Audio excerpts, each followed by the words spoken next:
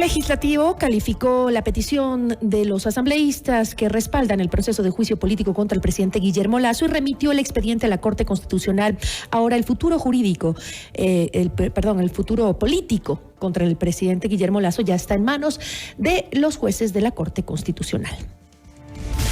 La entrevista a la carta, en diálogo directo con los protagonistas de los hechos. Está con nosotros el subsecretario general jurídico de la Presidencia, Jorge Benavides. Abogado, ¿cómo está? Muy buenas tardes. Gracias por acompañarnos. Buenas tardes, Gisela. Gracias por la invitación. Un cordial saludo a las personas que nos siguen este diálogo esta tarde. Gracias. Entiendo que para la admisión del juicio político se necesitan 7 de los 9 votos del plenario de la Corte y pues tras el sorteo de la causa, esta ya recayó en la jueza Teresa Núquez, quien pues pidió a la Asamblea el expediente completo del caso. Abogado, ¿esto quiere decir que la Asamblea Nacional cometió un nuevo error en el proceso de juicio político en contra del presidente Guillermo Lasso al no enviar el expediente completo a la Corte Constitucional?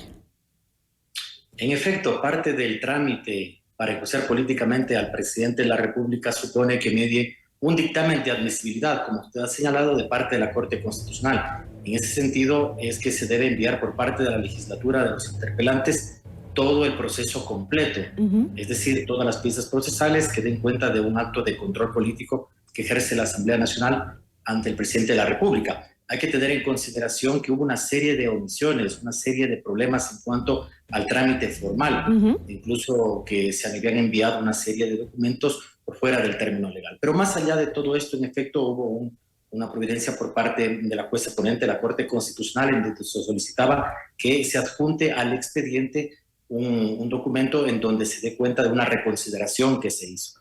Más allá de todos estos elementos, como digo, que son propios de un trámite que está contemplado en la Constitución y la ley, se requieren de 6 votos afirmativos o negativos en cuanto a la admisibilidad o no de un juicio político al presidente de la República. Esto está establecido en la Ley Orgánica de Garantías Jurisdiccionales, es decir, los 2/3 de 9 jueces de la Corte Constitucional serían 6 votos a favor de la admisibilidad del juicio político o 6 votos en contra para que no se admita el juicio político. Ahora, hay criterios divididos sobre si la Corte debe o no admitir a trámite el enjuiciamiento del presidente. Algunos juristas consideran que por el contenido del informe y por las acusaciones es improcedente.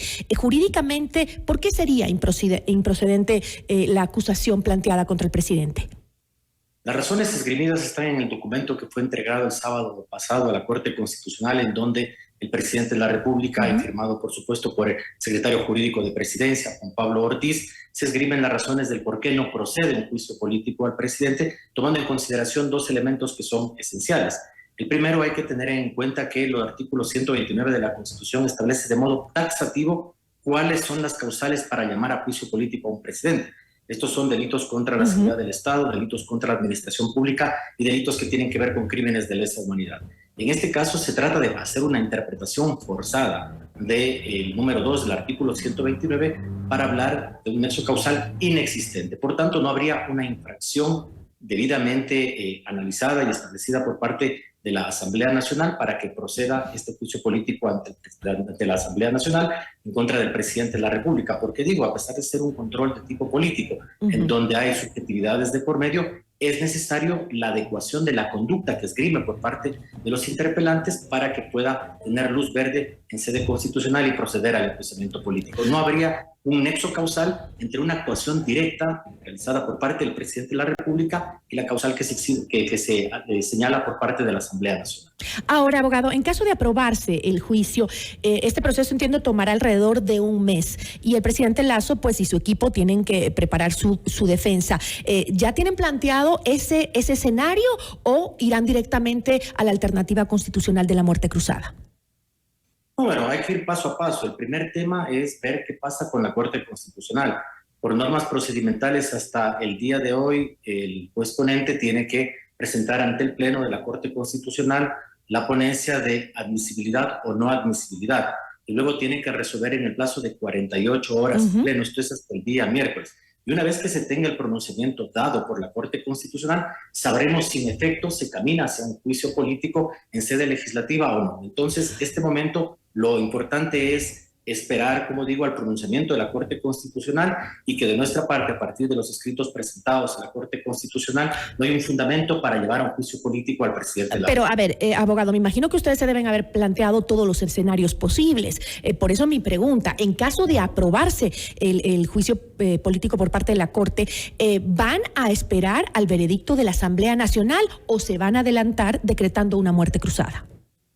Como usted señala, si se llama juicio político al presidente, en el supuesto hipotético de que ya se diese este pronunciamiento de la Corte Constitucional, hay un procedimiento en sede legislativa donde se presenta pruebas de cargo y de descargo por parte del presidente de la República y una monsura de censura y de destitución debe ser aprobada con 2/3, 92 votos. El presidente de la República está facultado constitucionalmente para llevar a cabo, si así bien lo considera, un proceso de disolución de la Asamblea Nacional. No existe impedimento legal alguno, ni constitucional, de que, por ejemplo, si está en vías un proceso de fiscalización política, un juicio político, no puede activar el presidente de la República la disolución de la Asamblea. Está plenamente facultado y en su momento se analizará el escenario, pero soy reiterativo en la idea de que hay que esperar a ver qué pasa con este dictamen de admisibilidad. Y es súper importante este dictamen de admisibilidad porque da cuenta de la protección que existe en sede constitucional por la propia Constitución de la República para que estos procesos de juiciamiento político al primer mandatario tengan que ser siempre observados respetando el debido proceso.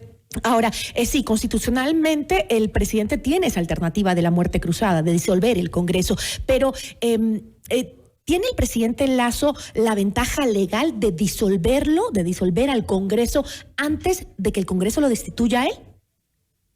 No hay disposición ni constitucional ni legal que señale que en caso de que se inicie un juicio político, el presidente de la República no pueda activar el mecanismo de la disolución de la Asamblea. Por lo tanto, es una atribución que constitucionalmente le corresponde al presidente Lasso y en su momento, dependiendo de qué circunstancias existan, verá si es adecuado o no la aplicación de este instrumento concebido y contratado en la Constitución. Y la Constitución justamente establece 3 causales para llamar a la muerte cruzada y disolver la Asamblea. Si se hubiese arrogado funciones que no le competen constitucionalmente, previo dictamen favorable de la Corte, si de forma reiterada e injustificada obstruye la ejecución del Plan Nacional de Desarrollo o por grave crisis política y conmoción interna, ¿cuál de estas causales jurídicas podría ser utilizada por el presidente? Tendría que analizarse. Por lo menos hay varios elementos que nos podrían hacer inferir cualquiera de las 3, dependiendo del escenario y dependiendo, por supuesto, de lo que establece la Constitución de la República. Por poner un ejemplo, es claro que no ha habido, digamos, una suerte de colaboración entre el Ejecutivo y el Legislativo cuando el presidente de la República, por ejemplo, ha enviado proyectos de ley importantes para la reactivación económica y no ha habido por parte de la legislatura una apertura a tramitarlos, a discutir, por ejemplo, una ley de oportunidad laboral, una ley de inversiones que permita mover el tejido productivo y generar plazas de empleo. Eso per se también ya supone una suerte de no colaboración para un ejercicio pleno de las competencias y potestades que tiene la función ejecutiva. En todo caso, como les señalo, se tendrá que ver qué es lo que pasa. En este momento todo el país está expectante finalmente del dictamen que emita la Corte Constitucional, que tiene un plazo para pronunciarse hasta el día miércoles. Con eso me quedo, doctor. Muchísimas gracias por haber atendido nuestra entrevista. Muchas gracias a usted por la invitación. Un cordial saludo a las personas que siguieron el día. Muchísimas gracias. Agradecemos a Jorge Benavides, subsecretario general jurídico de la Presidencia de la República.